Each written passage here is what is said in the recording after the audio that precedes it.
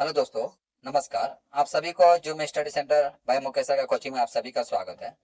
आज आप सभी मेरे साथ एक ऐसे बेहतरीन टॉपिक्स पर डिस्कस करने के लिए एकत्रित हुए हैं जो कि एग्जाम के नजरिए से अत्यंत इंपॉर्टेंट है। चाहे आप अपने आप को सेंट्रल लेवल का एग्जाम के लिए अपने आप को प्रिपेयर कर रहे हैं, यानी जैसे कि मान लीजिए रेलवे हो, एनसीसी हो, एनटीपीसी हो, कॉम्बाइंड हायर सेकेंडरी लेवल हो, कॉम्बाइंड ग्रेजुएट लेवल के एग्जाम हो, या आप मान लीजिए स्टेट लेवल का कोई भी एग्जाम देने के लिए आप अपने आप को प्रिपेयर कर रहे हैं, या आप मान लीजिए 9, 10, 11, 12 क्लास के छात्र हैं, तो उस नजरिए से आपके लिए बहुत बेहतर टॉपिक्स होने जा रहा है। तो सर्वप्रथम मैं आपसे ऐसी नम्र निवेदन करता हूं, मैं आपसे एक नम्र निवेदन करता हूं कि आप मेरा वीडियो के अंत तक बने रहेंगे। और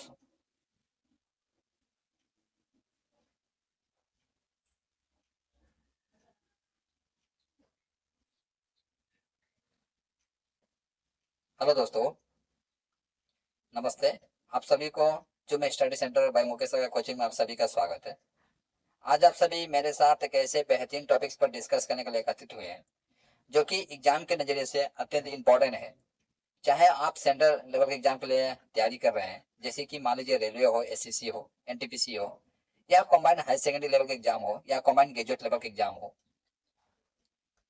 या आप स्टेट लेवल का कोई भी एग्जाम देने के लिए अपने आप को प्रिपेयर कर रहे हैं, या आप 9, 10, 11, 12 क्लास के यदि छात्र हैं, उस एग्जाम में अपने एग्जाम में बेहतर मार्क्स प्राप्त करने के लिए अपने आप को प्रिपेयर कर रहे हैं, तो उस नजरिए से भी आपके लिए ये बहुत बेहतर टॉपिक्स होने जा रहा है।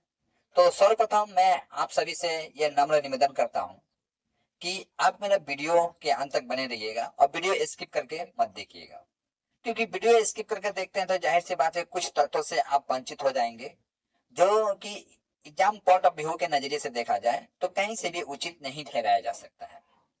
तो मैं आशा करता हूं कि आप मेरे वीडियो के अंत तक बने रहेंगे, और अब तक जो चैनल सब्सक्राइब नहीं किए होंगे अब तक चैनल भी सब्सक्राइब कर दिए होंगे। लाइक और कमेंट का जो ऑप्शन है वो मैं वीडियो का अंत तक आपको कहूंगा। यदि आपको वीडियो मेरा अच्छा लगता है तो आप लाइक और कमेंट कीजिएगा। तो समय न गंवाते हुए अब मैं टॉपिक्स की ओर बढ़ रहा हूं। देखिए, आज का मेरा जो टॉपिक्स है वो है क्वाइट इंडिया मूवमेंट। ठीक है, क्वाइट इंडिया मूवमेंट यानी भारत छोड़ो आंदोलन। भारत छोड़ो आंदोलन। तो अब किसे कहा जाए भारत छोड़ने के लिए? तो जाहिर सी बात है, हमारे देश में ब्रिटिश लोग रहते थे और आए दिन हमारे ऊपर दमन नीति को अपनाते थे या अप्लाई करते थे। उनके नियमों को कहीं ना कहीं हम मानने के लिए एक समय तक हम बाध्य थे, लेकिन एक समय के पश्चात हम उनके विरोध करना आरंभ करते हैं। विरोध इतना होता है, जबरदस्त विरोध होता है कि अंततः हम आजादी लेकर ही छोड़ते हैं। यदि पूछा जाए कि ब्रिटिशों का विरोध में सर्वप्रथम कौन सी आंदोलन है, तो मैं बोलूंगा आप लोगों को 1857 का रिवोल्ट, जिसे हम सिपाही विद्रोह के नाम से जानते हैं। अब देखिए, सिपाही विद्रोह होता है, इसके बाद असहयोग आंदोलन होता है, सविनय अवज्ञा आंदोलन होता है, इसके पश्चात अब आता है आपका भारत छोड़ो आंदोलन। तो देखिए, भारत छोड़ो आंदोलन जैसे कि आप जानते हैं कि उन दिनों में विश्व में आपका द्वितीय विश्व युद्ध स्टार्ट हो चुका था। तो द्वितीय विश्व युद्ध स्टार्ट हुआ था आपका 1 दिसंबर 1939 से लेकर, और समाप्त हुआ था 2 दिसंबर 1945 में। ठीक है, 1945 में। इसके पश्चात ही आपका यूएनओ का गठन हुआ था। ठीक है, तो जैसे कि आप जानते हैं यूएनओ का क्या चीज है। यूएनओ के ऊपर में मैं ऑलरेडी पहले सेशन करा चुका हूं। यूएनओ क्या है, उसके क्या क्या उद्देश्य होते हैं, यूएनओ का कौन कौन से पार्ट होते हैं, ठीक है, उसके ऊपर मैं एक बेहतरीन सेशन करके गया हूं। तो मैं चाहूंगा कि आप पहले यूएनओ को देख लीजिएगा। ठीक है, तो चलिए देखिए, जैसे कि आप जानते हैं यूएनओ का 24 अक्टूबर 1945 को हुआ था। तो क्यों हुआ था? इसके नरसंहार को देखकर ही ऐसा कमेटी बनाया गया था अंतरराष्ट्रीय स्तर का, ताकि द्वितीय बार ऐसा कुछ घटना ना हो। ठीक है, लेकिन देखिए अब क्या होता है, प्रथम विश्व युद्ध जो होता है, प्रथम विश्व युद्ध में जैसे जानते हैं कि ब्रिटेन यानी ब्रिटिश पूर्ण रूप से कई देशों का, कई कंट्रियों का दुश्मन बन बैठा था। ठीक है, और जाहिर सी बात है, जो ब्रिटिश का जो दुश्मन हो और ब्रिटिश भारत में हो, तो उस कंट्री के नजरिए से देखिए भारत पर खतरा होना स्वाभाविक था, माने भारत पर अटैक होना स्वाभाविक था। जैसे कि उदाहरण के तौर पर पकड़ के चलिए, देखिए जर्मनी, जानते हैं द्वितीय विश्व युद्ध में जर्मनी का जो शासक हुआ करता था वो था हिटलर। ठीक है, हिटलर जो था अपने आप में कालों का काल महाकाल था। ठीक है, उसकी एक पार्टी थी, हिटलर ने एक अपना पार्टी फॉर्म किया था, नात्सी वाहिनी। ठीक है, उसका पार्टी का नाम था नात्सी वाहिनी, उसका पार्टी का नाम हिटलर। जैसे भी आप देखते हैं, जब कोई क्रूर नेता का उदाहरण देना हो तो आप किसका उदाहरण देते हैं? हिटलर का। जाहिर सी बात है ये बहुत क्रूर था। देश के नजर से देखिए तो इसको आपको लगेगा कि अपने तरफ से सही था, अपने देश के लिए जो कर रहा था। देखिए मानवता का नजरिए से देखिए तो ये बहुत क्रूर स्वभाव का इंसान था। तो जो हिटलर था, हिटलर किसको देखना नहीं चाहता था? अंग्रेजों को देखना नहीं चाहता था। अंग्रेज को एक आंख से ताकना पसंद नहीं करता था, मतलब देखना पसंद नहीं करता था। ठीक है, अंग्रेज माने ब्रिटेन और हिटलर के बीच में 36 का आंकड़ा था। कहानी को समझते चलिएगा। देखिए उसी समय जो जापान देखते हैं, जापान भी कम नहीं था। जापान भी अपने आप में बहुत पावरफुल था और जापान कई देशों पर, छोटे छोटे देशों पर अटैक करके अपना दबदबा बना चुका था। अब जापान भी भारत पर अटैक करने वाला था।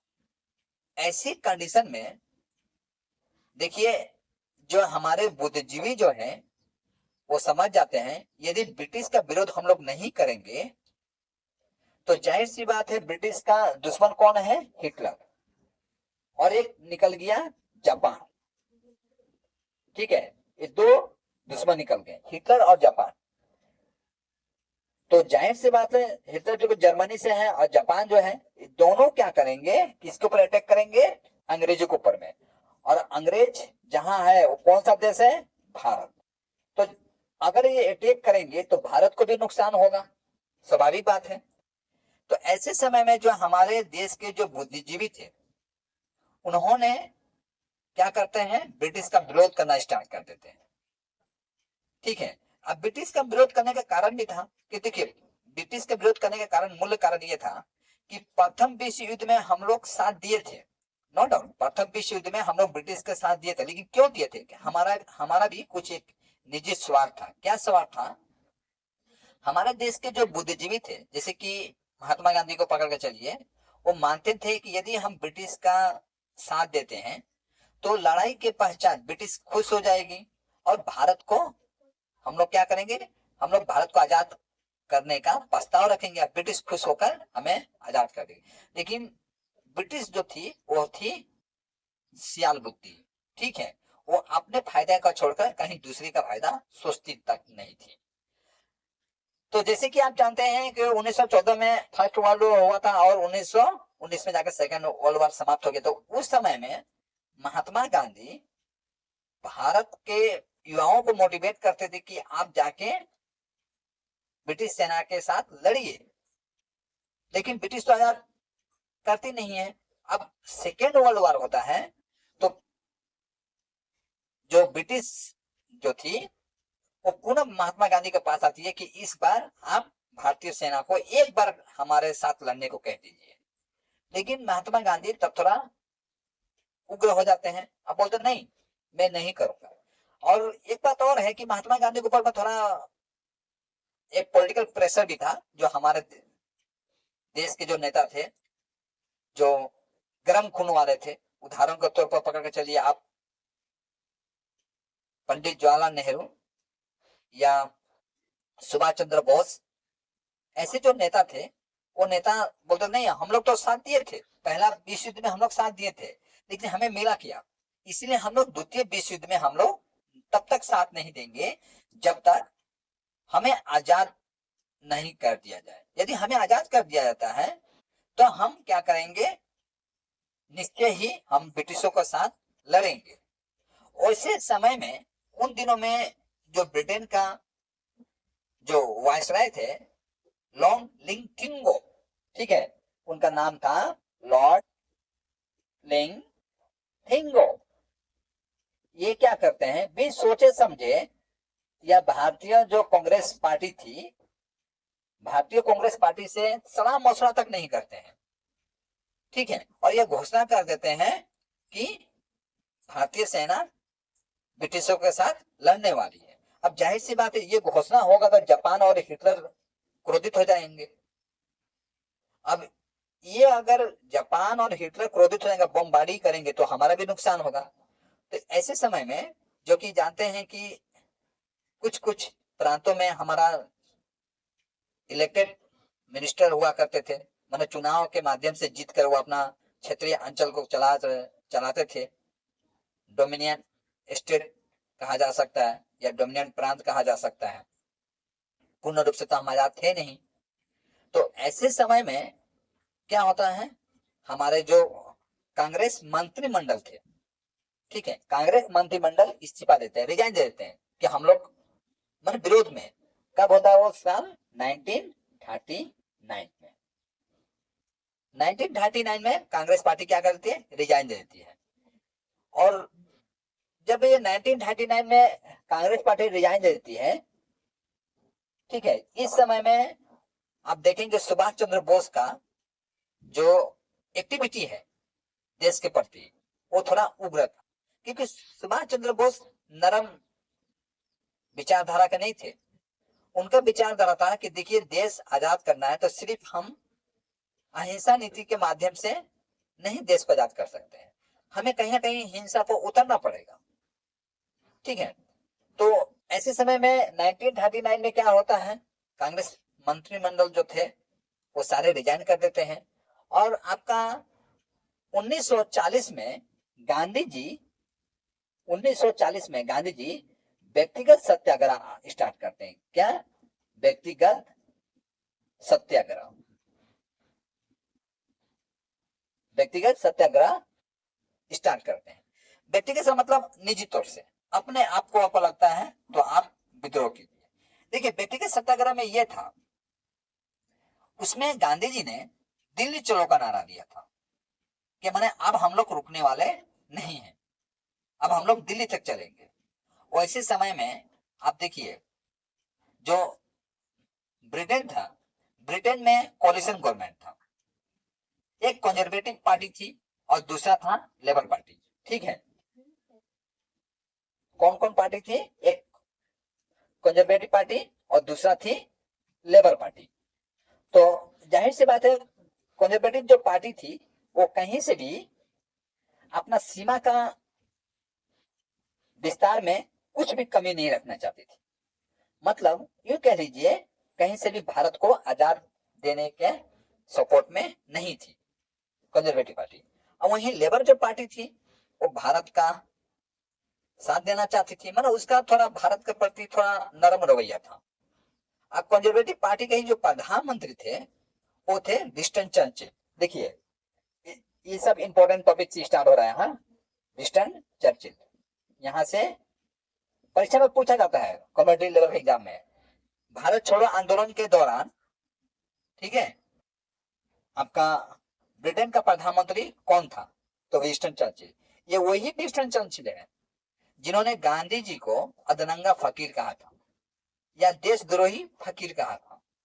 गांधी जी को उनके कपड़े पहनने का तौर तरीका को देखकर जब वो देखता है कि भारत में एक ऐसा नेता है जो कि उसके आवाज से लाखों लोग मर मिटने के लिए तैयार हो जाते हैं, और गांधी जी को जब देखता है ये कुछ छोटे मोटे ड्रेस में, तो गांधी जी कहता है ये तो अदनंगा फकीर है, ठीक है, और उनको देशद्रोही फकीर भी कह देता है। वही विंस्टन चर्चिल है।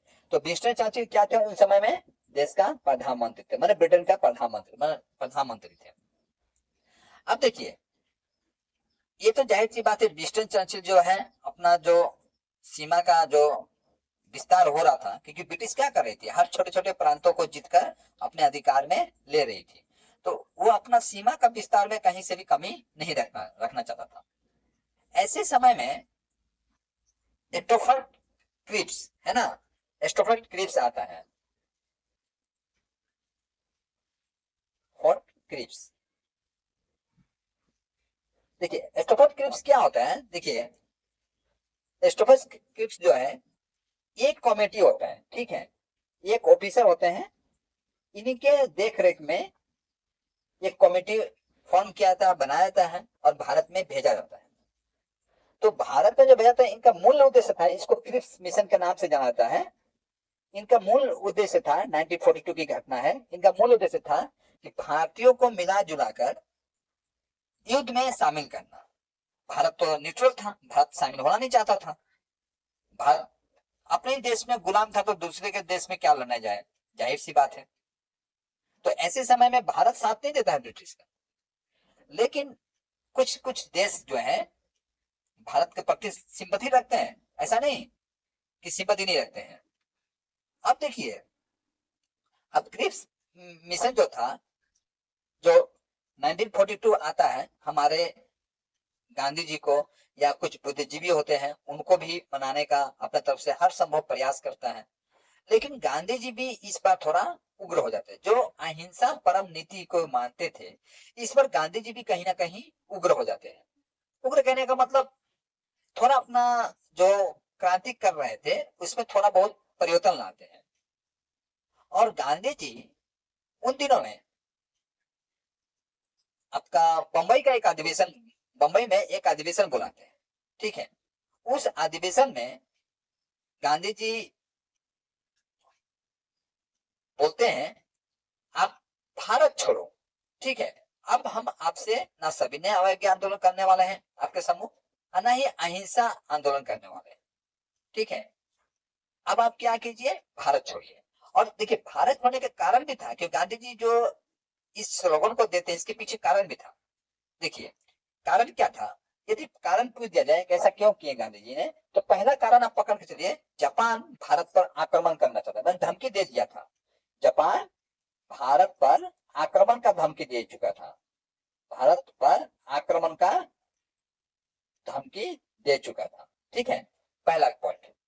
दूसरा नंबर, जो कि आपका पूर्वी बंगाल है, पूर्वी बंगाल के जो निवासी थे, ठीक है, जैसे कि आप जानते हैं पूर्वी बंगाल और पश्चिमी बंगाल ब्रिटिशरों ने बांट दिया था। तो पूर्वी बंगाल के जो निवासी थे, कहीं ना कहीं उनको उनके ऊपर ब्रिटिश जो थी वो अत्याचार कर रही थी। तो दूसरा कारण ये भी था ब्रिटिशों का विरुद्ध में उठने का कारण, पूर्वी बंगाल की जनता पर अत्याचार, बंगाल की जनता पर अत्याचार, ठीक है, अत्याचार। तो ये भी एक कारण बना।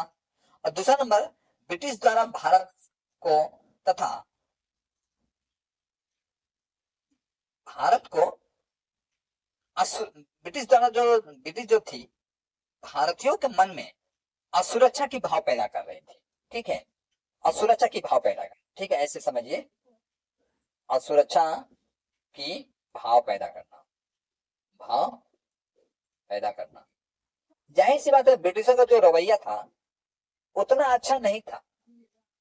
माने जब तक वो, अब मान लीजिए जो ब्रिटिश जो था, अब तक शेर के जैसा दहाता था, लोग उसके बातों को मानने के लिए तैयार हो जाते थे। लेकिन अब क्या हुआ, बाकी कंट्री इसके ऊपर चिल्लाते हैं, लेकिन अब ये दिन प्रतिदिन इसका जो सीमा का जो विस्तार था दिन प्रतिदिन बढ़ रहा था। अब बढ़ नहीं रहा था, अब घटने पर उल्टा गिनती स्टार्ट हो चुका था, मैंने घटना स्टार्ट हो चुका था। इससे क्या होता है, देखिए कहीं ना कहीं अब हमारे जो बुद्धिजीवी हैं इस चीज समझ जाते हैं कि देखिए ब्रिटिश का आप कहीं से भी साथ नहीं देना है। अब जाहिर सी बात है, जब ब्रिटिश का साथ नहीं देंगे, ब्रिटिश, भारतीय लोग ही ब्रिटिश का विरोध कर रहे हैं, तो वो देश क्या करेंगे, वो भारत पे अटैक नहीं करेंगे। क्यों नहीं करेंगे? क्योंकि वो भारत पे अटैक करके क्या करना चाहते थे, ब्रिटिशों का नाश करना चाहते थे। तो ब्रिटिशों का नाश करने की जरूरत ही नहीं है उनको, उनको सेना भेजने की जरूरत ही नहीं। क्यों क्यों जरूरत नहीं है? क्योंकि भारत के जो नेतागण है या क्रांतिकारी जो है, वो खुद ही ब्रिटिश को नाश कर रहे हैं। तो जाहिर सी बात है वो सेना को नहीं भेजेंगे, वो सेना को कहीं और लगा देंगे मोर्चे पर। ठीक है, या आप इस तरह से समझिए युद्ध नीति के तहत। ठीक है, अब देखिए गांधी जी अगस्त महीने में, मतलब अगस्त महीने इसलिए कहा जाता है क्योंकि जहां गांधी जी ये स्लोगन दिए थे, डू और डाई। ठीक है, डू और डाई मतलब करो या मरो, करो या मरो। देखिए सब इंपॉर्टेंट टॉपिक्स हैं, हाँ, करो या मरो। यहां से परीक्षा पूछ जाता है, करो या मरो किस आंदोलन का स्लोगन था? तो भारत छोड़ो आंदोलन किसने दिया था? तो महात्मा गांधी ने दिया था। कहां से दिए थे? जापान, सॉरी, बंबई का एक टावर था, उस टावर को, मैंने अगस्त टावर, टैंक कह दिया जाए, या टावर, सॉरी टैंक में बोल दिया, टावर, अगस्त टावर से उन्होंने मुंबई का जो एक अधिवेशन बुलाते हैं मुंबई में, उसको खलिया टैंक बोलते हैं शायद, सॉरी मैं यहाँ पर कुछ मिस्टेक कर रहा हूँ, खलिया टैंक। ठीक है, खलिया टैंक से गांधी जी ने उग्र रूप से अपने मीटिंग को मीटिंग को संचालन करते हैं। और जहां से वो संचालन कर रहे थे, उस प्लेस को अगस्त मैदान के नाम से जाना जाता है। ठीक है, अगस्त मैदान। देखिए अगस्त मैदान के नाम से भी जाना जाता है, और ये अगस्त में ही गांधी जी मीटिंग को बुलाए थे। यहीं पर गांधी जी थोड़ा बहुत उग्र हो जाते हैं, उतना उग्र नहीं होते जो कि बाकी जो हमारा गर्मपंथी लोग थे, लेकिन गांधी जी थोड़ा बहुत उग्र होते हैं। ठीक है, उतना उग्र जरूरी भी था। अब ब्रिटिश क्या करती है, अपना दमन चक्र चलाती है, क्योंकि ब्रिटिश देखती है कि भैया अगर हम यहाँ पर अपना दमन चक्र को नहीं चलाएंगे, तो कहीं ना कहीं ये लोग आज हजारों की संख्या में हैं, तो कल लाखों की संख्या में हो जाएंगे। इसलिए ब्रिटिश क्या करती है, कम से कम अब देखिए आपका 1 लाख हमारा क्रांतिकारी जो थे उनको अरेस्ट कर लेती है। अब 1 लाख क्रांतिकारी को अरेस्ट कर लेना, तो आप समझ सकते हैं किसी भी आंदोलन का कमर तोड़ने के बराबर है। लेकिन करके भी क्या करेंगे, क्योंकि इस बार जो भारतीय लोग थे वो कहीं से भी अपनी आवाज को दबाने के फेवर में नहीं थे। ठीक है, देखिए गांधी जी को अरेस्ट करके एक आगा खान पैलेस बोल के एक जगह होता है, जहां पर गांधी जी को गिरफ्तार कर लिया जाता है, मतलब वहीं उनको रख दिया जाता है, आगा खान पैलेस। ठीक है, आगा खान पैलेस, पैलेस में गांधी जी को बंद कर दिया जाता है। जब ये आगा खान पैलेस पर गांधी जी को बंद कर देते हैं, इसके चारों ओर लोग क्या कर देते हैं, इकट्ठा हो जाते हैं, मतलब यूं कह लीजिए इसको घेराबंदी कर लेते हैं। अब एक प्रकार का जो जेलर था उसके ऊपर भी एक मानसिक दबाव बढ़ने लगता है, और सुरक्षा की भाव पैदा होने लगता है, क्योंकि कहीं कुछ ऐसा हो सकता है, क्योंकि हम लोग चोरी चोरा हत्याकांड देखे ही थे। ब्रिटिश को पता है कि हम तो चोरी चोरा हत्याकांड देखे, तो उसमें क्या किया गया था कि 22 ब्रिटिश सैनिकों को एक जेल में बंद करके जिंदा जला दिया गया था। अब ब्रिटिश कहीं ना कहीं सोच रही थी ये जो गांधी जी के सपोर्ट में जो लोग इकट्ठा हुए हैं, तो जाहिर सी बात है ये उग्र रूप धारण कर सकते हैं। अब तक गांधी जी अहिंसा परम नीति को अपना रहे थे, लेकिन अब गांधी जी ने भी एक स्लोगन दे दिया है, डू और डाई, मतलब करो या मरो। इससे क्या होगा, आम जनता और भी भड़क जाएगी। अब ब्रिटिश यहाँ थोड़ी बहुत लड़खड़ा जाती है और गांधी जी को रिहा कर देती है। ठीक है, अब गांधी जी बीमार भी पड़ जाते हैं, ऐसा नहीं, गांधी जी बीमार भी पड़ जाते हैं। उन दिनों में देखिए बिहार जो है आंदोलन में 2 कदम और आगे बढ़ जाता है। हालांकि देखिए आंदोलन हर जगह होता है, बिहार, यूपी, मद्रास, उड़ीसा, हर जगह होता है। लेकिन मैं बिहार के पहले बोल देता हूँ, कुछ तो वजह होगी, आप समझ लीजिएगा। बिहार में आपका 80% थाना को खाली करा दिया जाता है। मतलब यूं समझ लीजिए कि हमारे जो विद्रोही लीडर सब थे, बस जबरन थाना में ढुकते हैं, अब पीट पाट को भगा देते हैं, चलो भागो यहाँ से तुम लोग। अब थाना पर उनका अधिकार हो जाता है, हथियार लूट लेते हैं। अब ब्रिटिश तो माने बौखला जाती है, ब्रिटिश सोचती है कि ये क्या हो रहा है। जो भारतीय लोगों के पास खाने का 3 वक्त का राशन नहीं हुआ करता था, अब भारतीय लोग अब हथियार हमारा छीन के चले जा रहे हैं। अब जाहिर सी बात है हमारा उल्टा गिनती स्टार्ट हो चुका है। कर्नाटक में देखिए, कर्नाटक में क्या क्या आता है, 1600 करंट को क्या कर दिया जाता है, कट कर दिया जाता है। करंट मतलब समझते हैं ना, मतलब लाइन। जैसे कि मान लीजिए ये लाइन, ये जो ट्रांसफार्मर है, मान लीजिए इस एरिया को सप्लाई कर रहा है, करंट रोशनी दे रहा है, तो ये एक जगह काटा जाता है, ये 2 जगह काटा जाता है, इस तरह से 1600 ट्रांसफार्मर का लाइन काट दिया जाता है। आप सोच सकते हैं कि अब अंधकार किया गया था, अंधकार में अब क्या होगा। अब मैंने ब्रिटिशों को चुन चुन कर, आप समझ सकते हैं, चुन चुन कर मारूंगा। ठीक है, जो भी उग्र होना भी थोड़ा बहुत जरूरी था, ऐसा नहीं। ऐसे समय में ब्रिटिश क्या करती है, दमन नीति तो अपनाती है। तो जो भारत के जो बड़े बड़े लीडर थे, उन लीडरों को ब्रिटिश क्या करती है, कहीं ना कहीं नजरबंद कर देती है, तो अरेस्ट कर लेती है। गांधी जी भी थे उसमें से। ऐसे समय में हमारे कुछ कुछ लीडर थे जो कि अपना इंपॉर्टेंट रोल प्ले करते हैं, मतलब बाहर रहकर उन्होंने लोगों को या आंदोलन का उद्देश्य को सफल बनाने में अपने तरफ से हर संभव प्रयास करते हैं। उदाहरण के तौर पर पकड़ चलिए राम मनोहर लोहिया। ठीक है, राम मनोहर लोहिया देखिए, मनोहर लोहिया, सुचिता कृपलानी, ठीक है, ऐसे लोग थे। अच्छा, राम मनोहर लोहिया, जयप्रकाश नारायण। तो ऐसे में देखिए क्या होता है, जो बड़े बड़े जो लीडर थे, जाहिर सी बात है अब पूरी तरह से फ्रंट में आकर ब्रिटिशों का सामना नहीं कर सकते थे। तो क्या करते हैं, जो हमारे जो लीडर थे, रेडियो का एक हथियार के रूप में उपयोग करते हैं, माने आकाशवाणी। रेडियो के माध्यम से क्या किया जाता है, मैसेज दिया जाता है, माने समाचार के जरिए कि आज ऐसी घटना घटी है, कल ऐसी घटना घटेगी, इस तरह के रेडियो का। यहाँ तक कि बंबई में एक गुप्त रूप से एक रेडियो सेंटर भी बनाया जाता है, जो कि इसका प्रसारण कहाँ से होता है ब्रिटिश को पता नहीं चलता था। और रेडियो उन जमाने में जिस तरह से आज मोबाइल आपके लिए जीवन का एक पार्ट एंड पार्सल बन चुका है, बिना मोबाइल के बिना मनुष्य चल नहीं पाता है, उस तरह से रेडियो हर घर में था, ऑलमोस्ट घर में था। हर घर में ना हो तो ऑलमोस्ट घर में जरूर होगा। तो रेडियो के माध्यम से प्रसारण करने लगते हैं, रेडियो के माध्यम से मैसेज दिया जाता है। तो जो बंबई में जो एक रेडियो सेंटर था, जो कि ब्रिटिश को पता नहीं था,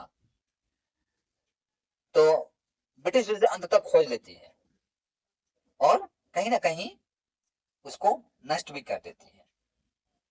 ऐसे समय में देखिए भारत छोड़ो जो आंदोलन था, इस आंदोलन में सीपीआई मतलब communist party of India, CPI, जो भारत का अभी वर्तमान में राजनीतिक दल है, सीपीआई, उनका सिंबल आई थिंक ऐसा कुछ है। ठीक है, ये थोड़ा सा पकड़ के चलिए ऐसा। ठीक है, तो सीपीआई जो कम्युनिस्ट पार्टी ऑफ इंडिया था, ये क्या करता था, ये लेकिन भारत छोड़ो आंदोलन में सपोर्ट नहीं कर रहा था। अब इसके पीछे एक कारण भी था। देखिए क्या कारण था कि सीपीआई जो पार्टी था, जाहिर सी बात है कम्युनिस्ट पार्टी का साम्यवादी दल था। तो ये पार्टी किसका सपोर्ट कर रहा था? रूस का, रूस का सपोर्ट कर रहा था। और रूस के खिलाफ कौन था? ब्रिटिश, ब्रिटिश इसके खिलाफ था, मतलब ब्रिटिश रूस के ऊपर अटैक करना चाहता था। अब सीपीएम पार्टी रूस का साथ देना चाहता था, इस हिसाब से ब्रिटिश के विरोध में वो नहीं जा रहा था। ठीक है, तो लेकिन देखिए अब ये होगा कि हालांकि देखिए ब्रिटिश अंततः बहुत उग्र हो जाती है और अपने दमन नीति के माध्यम से सारे विद्रोह को दबा देती है। उन दिनों में भी बहुत तरह का विद्रोह होते हैं, जैसे कि रेलवे लाइन को उखाड़ दिया जाता है, बस स्टेशन को जला दिया जाता है, आग के हवाले कर दिया जाता है, स्टेशन को जला तोड़फोड़ कर दी जाती है, दफ्तर को तोड़फोड़ कर दिया जाता है। जहां ब्रिटिश सामान बिक्री हो रहा था, बेचा जा रहा था, ऐसे दुकान को नष्ट कर दिया जाता है, गोदामों को नष्ट कर दिया जाता है, गोदामों को आग के हवाले कर दिया जाता है। ठीक है, तो कहीं ना कहीं विद्रोह भी जोर शोर से चल रहा था। लेकिन इसके बावजूद भी ब्रिटिश क्या करती है, अपन दमन चक्र के माध्यम से सारे विद्रोहियों को नजरबंद कर देती है। कुछ कुछ गिने चुने विद्रोही बच जाते हैं। हालांकि 18 जो 1942 का जो रिवोल्ट है वो असफल रहता है, मतलब ब्रिटिश को खदेड़ने में सफल नहीं हो पाता है। लेकिन इसका एक फायदा होता है। देखिए इसका फायदा क्या होता है, आम जनता में राष्ट्रीयता की भावना पनपने लगती है। वो समझ जाते हैं कि हमें यदि आजादी चाहिए तो हमें खून देना ही होगा, शहादत देनी होगी, क्योंकि बिना शहादत के हम आजादी का मीठे स्वाद हम लोग प्राप्त नहीं कर पाएंगे। ठीक है, तो आजादी देनी होगी, सॉरी अपने तरफ से सहयोग देना होगा, कुर्बानियां देनी होगी, अगर हमें आजादी चाहिए, या हमें ना से ही हमारी पीढ़ी को चाहिए। तो पहला नंबर तो ये हुआ कि लोगों में राष्ट्रीयता की भावना जन्म ले चुकी थी। दूसरा नंबर, इस आंदोलन में महिलाएं भी बहुत जोर शोर से भाग ली थी। महिलाएं पकड़ के चलिए, छात्र पकड़ के चलिए, जोर शोर से भाग ले रहे थे। अच्छा, तीसरा कारण यह हो सकता है, देखिए कुछ कुछ क्षेत्रीय अंचल थे जहां की जो लीडर थे अपने आप को आजाद घोषित कर दिए थे कि हम लोग ब्रिटिश के अधीन में हम लोग नहीं हैं, हम लोग आजाद हैं। अच्छा, और ब्रिटिश का ये नेगेटिव पॉइंट ये था कि ब्रिटिश ये समझ चुकी थी कि अब तक जो हम इन भारतीयों के ऊपर में जो अत्याचार कर रहे हैं, अब हमारा दाना पानी भारत में कुछ ज्यादा दिन तक नहीं है। अब हम लोग बहुत जल्दी ही हमको बोरिया बिस्तर समेट कर ब्रिटेन जाना होगा। ठीक है, तो ब्रिटिश पूर्ण रूप से समझ चुकी थी कि अब भारतीय जो है जग चुके हैं और अंततः वो अपना आजादी, अपना हक लेकर ही रहेगी। ठीक है, तो इस हिसाब से आप कैरेक्टर में लिख सकते हैं कि परिणाम क्या हुआ 1857 ईस्वी का, सॉरी 1842 का विद्रोह का परिणाम क्या निकला। तो आप यहाँ जो मैं टॉपिक्स बताया उस टॉपिक्स को आप मेंशन कर सकते हैं। इस हिसाब से एक बेहतर आपका नोट भी बन जाएगा। तो आज का क्लास मैं यहीं समाप्त करना चाहूंगा, आपसे परमिशन लेना चाहूंगा। और इससे पहले कहना चाहूंगा कि यदि आपको लगता है कि मेरा द्वारा बताया गया कुछ टॉपिक्स से आपकी जिज्ञासा में थोड़ी बहुत वृद्धि हुई होगी, तो आप मेरे चैनल को सब्सक्राइब कर दीजिए और लाइक और कमेंट जो है वो आपके ऊपर छोड़ता हूँ। मैं आशा रखता हूँ कि आप कमेंट भी करेंगे। यदि आपको क्लास में कुछ कमियां नजर आई तो आप जरूर कमेंट कीजिएगा। ठीक है, तो आज का क्लास मैं यहीं समाप्त करता हूँ। जय हिंद।